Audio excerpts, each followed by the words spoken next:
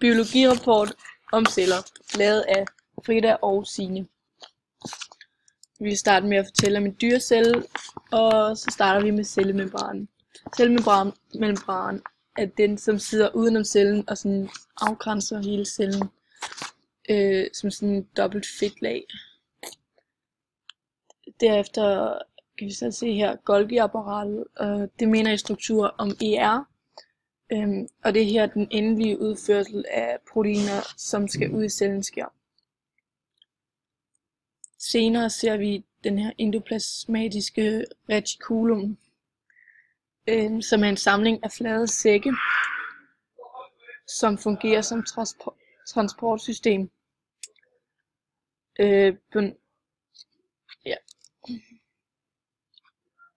Og herinde i midten er så cellekernen, og i cellekernen ligger der DNA, som cellekernen er et membranbeklædt organel. DNA'en er det arvemateriale, som giver os de egenskaber, vi har. Det er sådan en dobbeltstrenget spiral, hvis man kan sige det sådan, som sådan snorer sig. Ja, det er vel sådan en spiral er. Som så er sat sammen af 2 og 2 par. Cytoplasma er den væske, som alle organellerne svømmer rundt i. Den består af vand og opløste organiske stoffer. Så er der en mitokondri, og det er her, vores respiration foregår. Derefter kan vi her se ribosomerne, som danner protein. Så er vi nået til plantecellen, og udover de førnævnte ting, der har plantecellen grønkorn, som er her fotosyntesen finder sted. Og plantecellen har også en cellevæg, som giver cellen styrke og robusthed og er en form for skelet. En bakteriecelle har kun nogle af de førnævnte ting, men udover det har den plasmider, som er ringformede DNA-stykker med specielle egenskaber, som gør bakterierne resistente.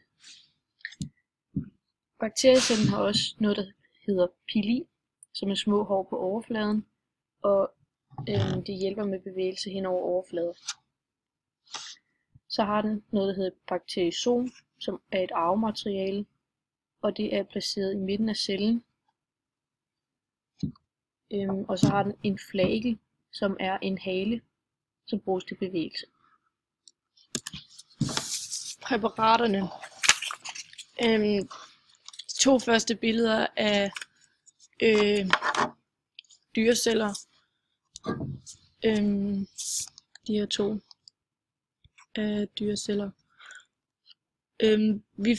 Vi kom frem til det her billede ved at lave de her præparater.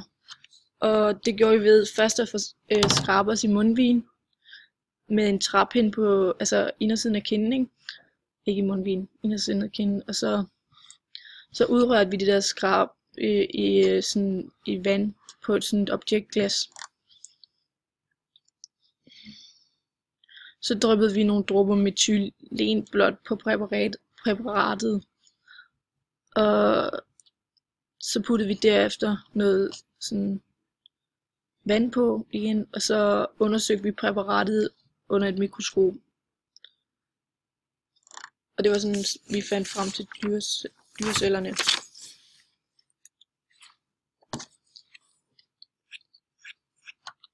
Så her ser vi plantecellen, og for at finde den, der tog vi et lille blad, som kaldes præparatet, og der puttede vi en dråbe vand på, og satte et objektglas på.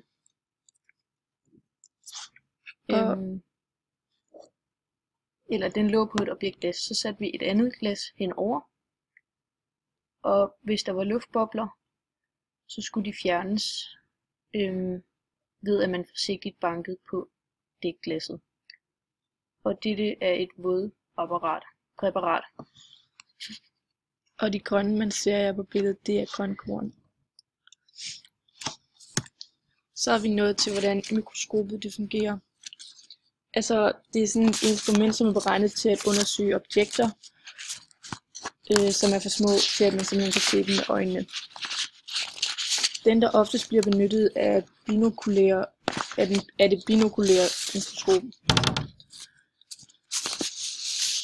Det er altså det, som vi ser her på skærmen. Skarphedsreguleringen foregår hernede på den enten grove eller finskruen. Objektivet, altså linsen, det er de her tre, som man ser her. Og det er her, hvor selve forstørrelsen foregår. Mikroskopets samlede forstørrelse fås som produktet af disse to størrelser. Den største forstørrelse på skolens mikroskop, det mikroskop vi har her på skolen, er 10 okularer gange med 100 objektivt, lige med 1000 samlet forstørrelse af arealet. Og det var alt, vi havde.